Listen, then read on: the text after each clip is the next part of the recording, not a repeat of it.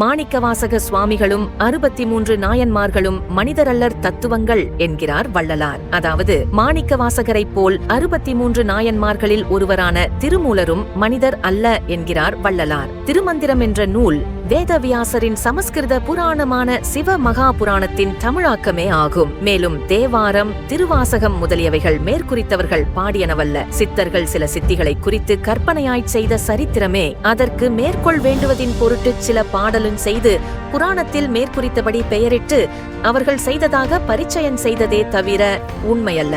வள்ளலார் எவ்வாறு திருவாசகம், தேவாரம் பற்றி கூறினாரோ அதேபோல் 15ஆம் நூற்றாண்டில் குருதுரிய நிலை அடைந்து சுத்த மற்றும் பிரணவ தேகத்தை பெற்ற மகான் தத்துவராயரும் தேவாரம், திருவாசகம் எல்லாம் சித்தர்கள் வயிற்று பிழைப்புக்காக எழுதியவை என்று கூறியுள்ளார். வள்ளலார் கூறியது போல் சமய நூல்களில் உள்ள பிழைகள் சுத்த சன்மார்க்கம் விளங்குகின்ற காலத்தில் பகிரங்கமாய் வெளிப்பட்டுவிட்டது.